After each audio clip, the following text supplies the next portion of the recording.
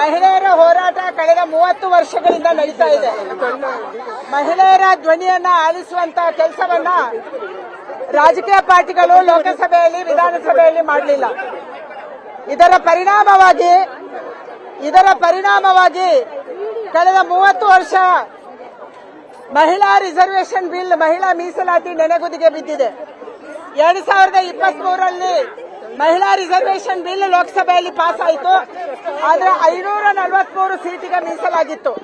ಇವತ್ತು ಈ ಸೀಟನ್ನ 850 ಮಾಡಿ ಪುರುಷರಿಗೂ ಅನ್ಯಾಯ ಆಗಬಾರದು, ಮಹಿಳೆಯರಿಗೂ ಮೀಸಲಾತಿ ಕೊಡಬೇಕು ಅನ್ನುವಂತ ಕಾರಣಕ್ಕಾಗಿ ನರೇಂದ್ರ ಮೋದಿ ಅವರು ಈ ಬಿಲ್ ಅನ್ನ ತಂದ್ರು.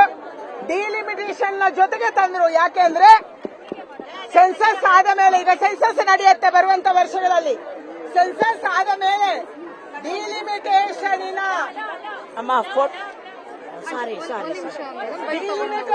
ಆದ ಮೇಲೆ ದಕ್ಷಿಣ ಭಾರತದ ಸಂಖ್ಯೆಯಲ್ಲಿ ಕಡಿಮೆ ಆದ್ರೆ ಇದಕ್ಕೆ ಯಾರು ಹೊಣೆ?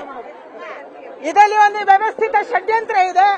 ದಕ್ಷಿಣ ಭಾರತದ ಜನಸಂಖ್ಯೆ ಕಡಿಮೆ ಆಗಿ ಸೆನ್ಸಸ್ ಅಲ್ಲಿ ಕಡಿಮೆ ಸೀಟ್ ಬಂದ್ರೆ ಉತ್ತರ ಭಾರತ ದಕ್ಷಿಣ ಭಾರತಕ್ಕೆ ಅನ್ಯಾಯ ಮಾಡ್ತು ಅನ್ನುವಂತ ಒಂದು ದಂಗೆಯನ್ನು ಎಬ್ಬಿಸುವಂತ ವ್ಯವಸ್ಥಿತ ಷಡ್ಯಂತ್ರವನ್ನ ಇಂಡಿಯಾ ಅಲಯನ್ಸ್ ಮಾಡ್ತಾ ಇದ್ದಾರೆ.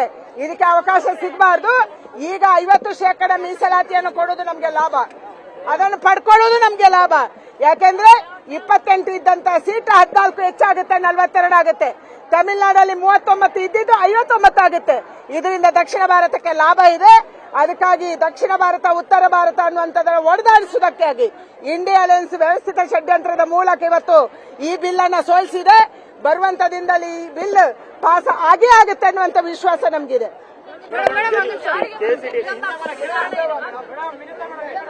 ಮೊನ್ನೆ ನಮ್ಗೆ 2/3 ಮೆಜಾರಿಟಿ ಸಿಗ್ಬೇಕಾಗಿತ್ತು, 66% ಮತ ಸಿಗ್ಬೇಕಾಗಿತ್ತು.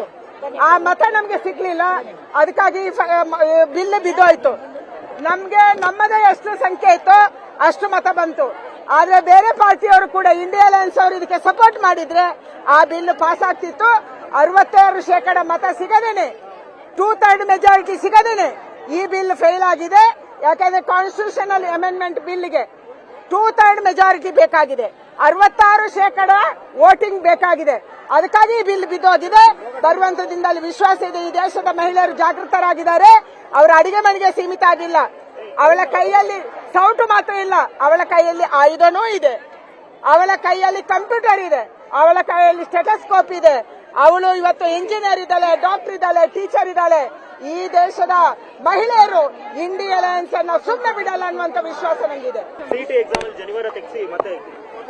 ಹಿಂದೂ ಧರ್ಮಕ್ಕೆ ಅಪಮಾನ ಮಾಡುವಂತದನ್ನ ನಿರಂತರವಾಗಿ ರಾಜ್ಯ ಸರ್ಕಾರ ಮಾಡ್ತಾ ಇದೆ.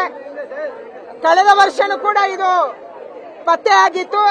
ಯಾರಿಗಾದ್ರೂ ಕೈಯಲ್ಲಿ ಬ್ಯಾಂಡ್ ಇದ್ರೆ ಅದನ್ನು ತೆಗೆಸೋದು, ತಿಲಕ ತೆಗೆಸೋದು, ಮಾಂಗಲ್ಯ ಚೈನನ್ನು ಕೂಡ ಕಳೆದ ಬಾರಿ ತೆಗೆಸಿದ್ರು. ಈ ಬಾರಿ ಮತ್ತೆ ಅಪಮಾನ ಮಾಡುವಂತದನ್ನ, ಜನಿವಾರ ತೆಗೆಸುವಂತದನ್ನ ಮಾಡಿದ್ದಾರೆ. ಇದು ಕಾಂಗ್ರೆಸ್, ಹಿಂದೂ ವಿರೋಧಿ ಕಾಂಗ್ರೆಸ್. ಕೇವಲ ಅಲ್ಪಸಂಖ್ಯಾತರನ್ನು ಓಲೈಕೆ ಮಾಡುವುದಕ್ಕೆ, ವೋಟ್ ಬ್ಯಾಂಕಿಗಾಗಿ ಇವತ್ತು ಹಿಂದೂಗಳಿಗೆ ಅಪಮಾನ ಮಾಡುವಂತದನ್ನ ರಾಜ್ಯ ಸರ್ಕಾರ ಮಾಡ್ತಾ ಇದೆ. ದುರ್ಯೋಧನ ಮಿತ್ರ ಪಕ್ಷಗಳಿಗೆ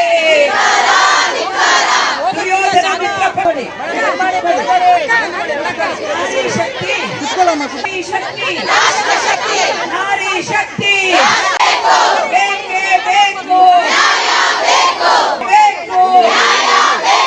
ಎಲ್ಲಿಯವರೆಗೂ ಹೋರಾಟ, ಎಲ್ಲಿಯವರೆಗೂ ಹೋರಾಟ.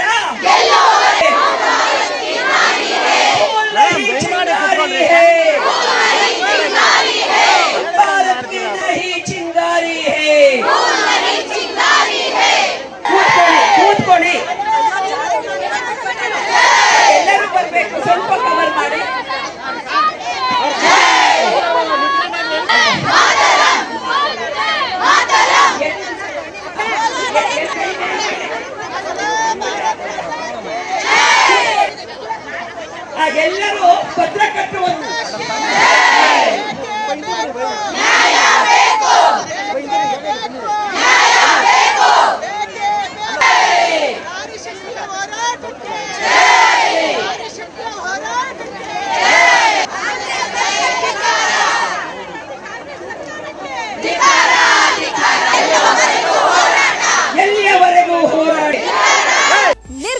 ನಿಷ್ಪಕ್ಷಪಾತ, ವಿಶ್ವಾಸಾರ್ಹ ಸುದ್ದಿಗಳಿಗೆ ಹೆಸರಾಗಿರುವ ನ್ಯೂಸ್ 18 ಕನ್ನಡ ಈಗ ಆಪ್ನಲ್ಲೂ ಲಭ್ಯವಿದೆ.